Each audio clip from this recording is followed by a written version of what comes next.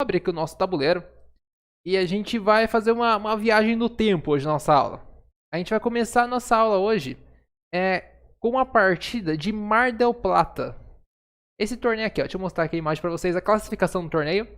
Esse aqui foi um torneio que aconteceu em 1953, no mês de março de 53. E nesse torneio aí que foi disputado em Mar del Plata, tem grandes nomes aí do xadrez, em especial os dois primeiros ali, Grigoric e o Najdorf. O Najdorf argentino, né, jogando em casa, e veio o Yugoslavo, o Grigoric, para estragar a festa e ganhar um torneio. E teve uma partida entre eles que foi muito bacana, porque essa partida teve uma novidade teórica. E com essa partida, o Grigoric ele conseguiu ensinar o Najdorf uma variante nova. E é isso que eu quero que vocês peguem hoje no conteúdo da aula. Então, assim, quando você perde uma partida no xadrez, nem sempre isso é ruim, tá? Às vezes a gente tem sempre aquela visão que quando você perdeu, foi uma sensação de que, poxa, eu devia ganhar. Mas às vezes tem derrotas que fazem a gente ficar bem maiores no futuro. Isso que a gente vai ver com essa partida do Najdorf, que eu acho que foi um exemplo. Quando eu fiquei sabendo da história, assim, pra mim foi sensacional. Opa, Humberto, seja bem-vindo. Humberto, bom dia, Licínio.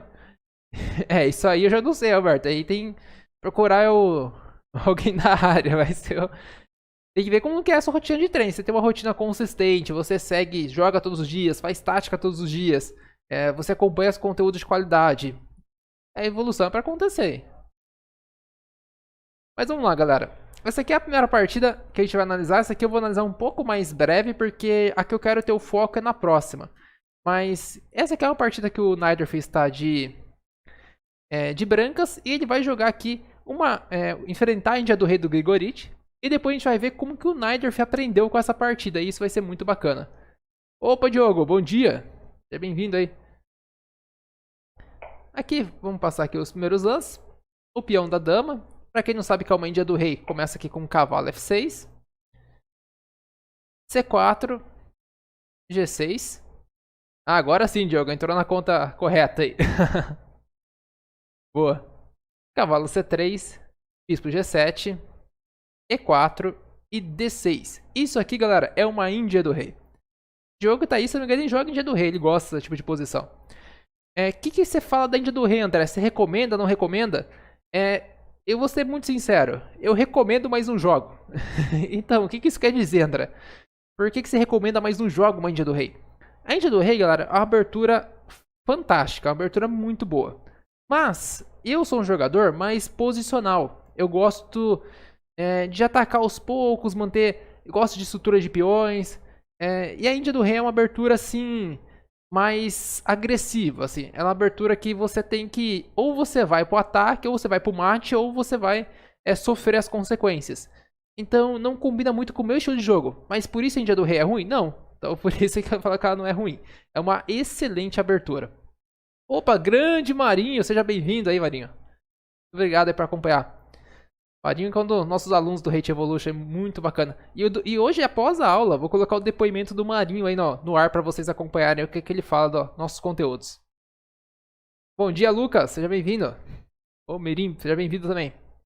E aqui, galera, a Índia do Rei é uma abertura que ela vai caracterizar...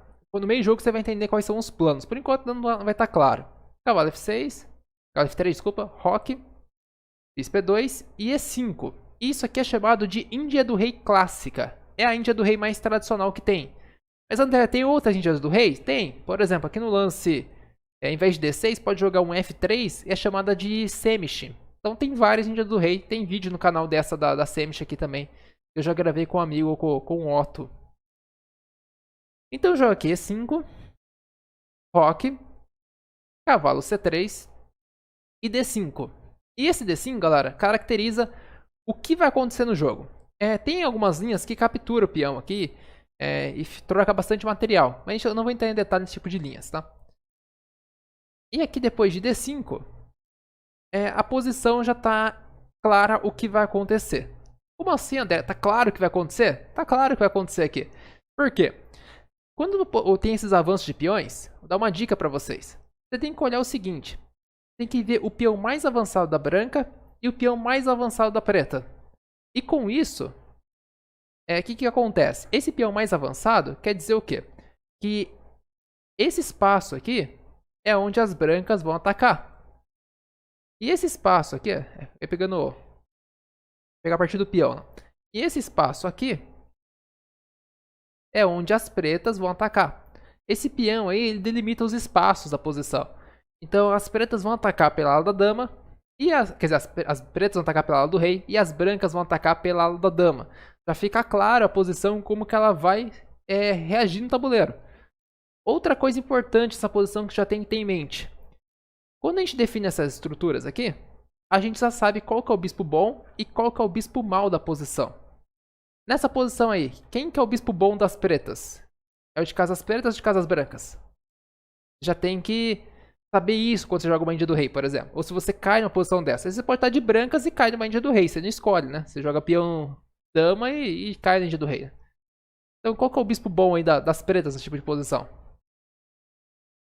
Isso é uma coisa importante. Porque se você joga Índia do Rei e não conhece os planos, eu não recomendo que você jogue Índia do Rei. Você vai jogar uma abertura uma defesa que você não vai ter segurança de como funciona. Exatamente, galera. O bispo bom é o de casas brancas. Então o que acontece? Esse bispo aqui, ele é a peça mais importante da Índia do Rei. Se você trocar ele por esse bispo aqui, pode ter certeza que a sua posição vai cair a probabilidade de ganho muito grande. Então toma muito cuidado com trocar o bispo de casas brancas. Em compensação, as pretas, o bispo de casas pretas, esse aqui é o bispo ruim. Geralmente ele não joga na posição. Então tem essa situação importante. Aqui veio o cavalo E7. E aqui um lance bem comum, cavalo E1. Mas André, cavalo E1, qual que é a ideia desse lance? A ideia é a seguinte. Muitas vezes, um plano das brancas é fazer bispo G4. Para trocar o bispo. Dependendo do lance que você fizer de pretas, pode surgir essa ideia. Outra coisa é para jogar algumas vezes F3 ou passar o cavalo para D3 e esse cavalo ajudar o ataque na ala da dama. Então é um lance comum para quem joga em Dia do Rei, para quem segue as teorias, é muito comum esse cavalo voltar para E1. E aqui o Grigoric jogou cavalo D7 e isso aqui foi uma novidade para o Najdorf. Então, você chega na posição, o adversário faz um lance que ninguém conhecia. E aqui estamos em 1953, um ano que não tinha máquinas analisando e os jogadores tinham que jogar por conta própria. E o Najdorf, a partir daí, teve que jogar com as ideias que ele conhecia e jogou cavalo D3. E para quem joga em Dia do Rei, igual o Diogo está comentando aí, você joga em Dia do Rei, você já sabe o plano. O plano aqui é simples. Simples entre aspas, né? É jogar F5... jogar F4 e ir atrás do mate na posição. Só tem que tomar um certo cuidado tipo de posição assim, galera. Que algumas vezes você jogar o F4 muito cedo, as brancas podem fazer o lance bispo G4 e tenta trocar o bispo a qualquer custo, tá? Então tem que ficar muito esperto com esse tipo de situação. Mas aqui as brancas jogaram F3 e veio F4. E aí jogou bispo D2. E o Grigoric jogou cavalo F6. E aqui, B4. As brancas querem atacar pela lado da dama. E as pretas vão atacar pela lado do rei. Então aqui, G5. E aqui com C5. É a mesma ideia. Um ataca pela lado da dama, o outro ataca pela lado do rei. As pretas vão em busca do rei, em busca do mate. E as brancas vão tentar ganhar algum material e conseguir segurar as pontas ali no seu roque. Jogou cavalo F2. E aqui, cavalo G6. Depois aqui, torre C1. E agora começa as ideias aqui da Índia do Rei, galera. O que acontece nesse tipo de posição? Esse tipo de posição é muito difícil de jogar se você não conhece. Às vezes esse plano aqui da passagem das peças, aqui avançar o peão, é tudo tranquilo. Mas agora eu quero deixar que vocês pensem um pouquinho. Como que você seguiria desenvolvendo suas peças aqui na posição? Não tem nada tático, tá? Seria aquele lance que você faria para desenvolvimento agora, tá? Não tem nada assim de especial nessa posição. É lance simples, tá? Só para vocês terem entendimento de uma Índia do Rei. E aí eu vejo É bom pra gente dialogar um pouquinho. Uma notícia, acontece o seguinte, tem algumas aberturas que você não deve tirar o peão da ala do rei, né? Deixar o rei exposto. Mas essa aqui, ela em especial, o rei ele fica seguro com esse avanço de peões. Por quê? Porque é aquela ideia, as brancas vão atacar pela ala da dama e você vai atacar pela ala do rei.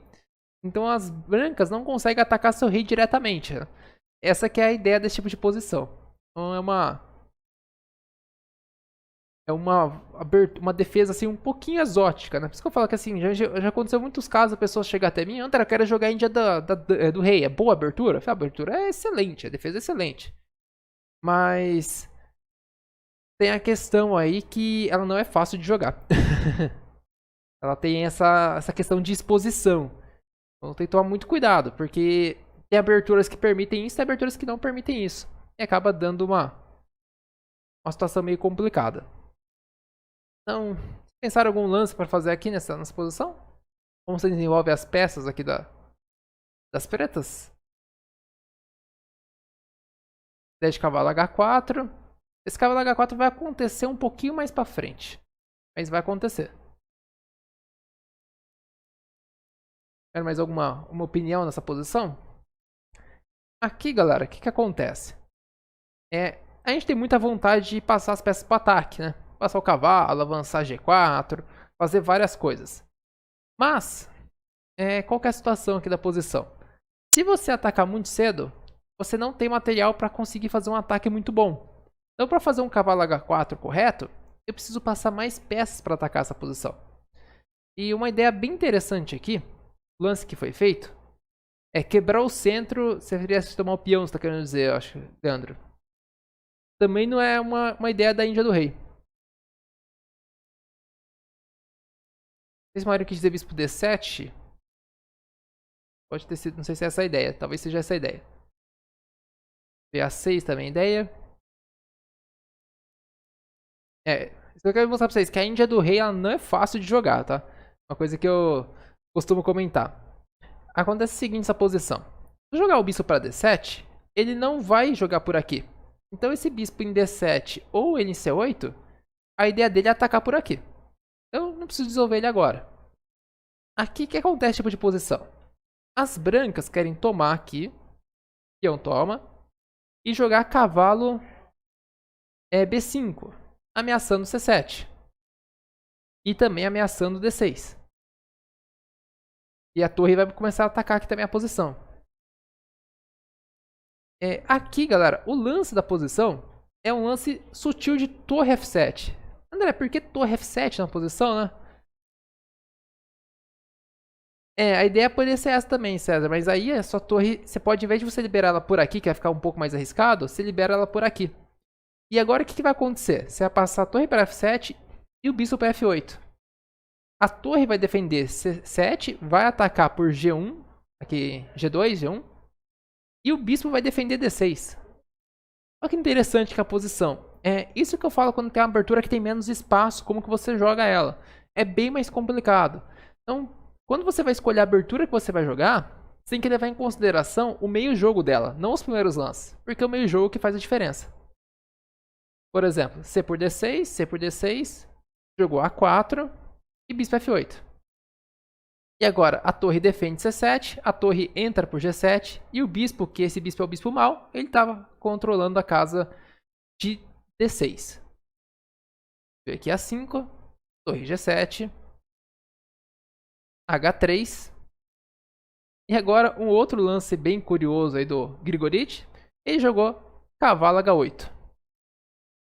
Por que cavalo H8 na posição, né? Está abrindo caminho para a torre para você poder avançar seu peão. Hein? Poderia cavalo H4? Talvez poderia cavalo H4. Mas jogou cavalo H8. E aqui, G4. Se fizer o A6, então o A6 é um lance que é um pouco lento na posição. Você vai jogar A6, só vou voltar aqui a posição rapidinho. Você quer impedir a ideia com A6, né? Ele pode jogar A4 e B5.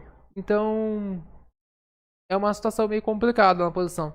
Ele não vai conseguir. Ele vai conseguir seguir os planos dele normalmente. É um lance que não vai fazer efeito. E um bispo mau, Leandro, é o bispo que não consegue jogar. Por exemplo, esses meus peões estão todos em casas pretas. Esse bispo aqui, ele não consegue jogar. Das brancas, o bispo de casas brancas é o ruim. Geralmente os peões centrais disso o bispo é bom ou se ele é ruim na posição. Tem uma aula do canal só de bispo bom e bispo ruim. Depois, se você colocar bispo bom, bispo ruim aí, xadrez com gratidão, você vai encontrar. Opa, Eric, seja bem-vindo. Aí jogou G4, F por G4, H por G4, H por G4. E agora jogou o A6 aí que o pessoal tá querendo, pedindo o A6. Mas agora o A6 tem sentido porque ele avançou aqui o peão. E o cavalo vai ter que voltar para algum lugar. Acho que voltou para 3 porque para liberar a coluna para a torre. Aí veio o bispo D7. Cavalo C4. Torre C8.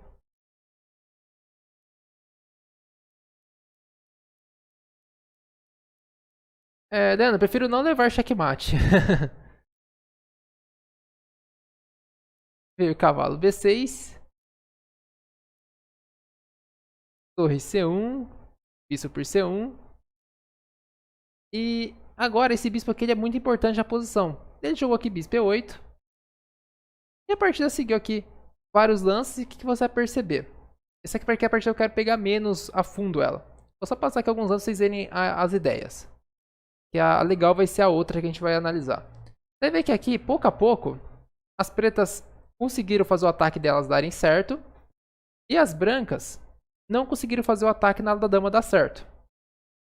Pra vocês verem a partida. Essa aqui eu não quero comentar ela a fundo, essa aqui. Que a outra é mais instrutiva e é o mesmo tema. Aí o que acontece? Pensa bem em você. Vou terminar aqui algum finalzinho da partida pra vocês verem como que encerrou ela. Mas não é o mais interessante. A partida acabou aqui já, na realidade.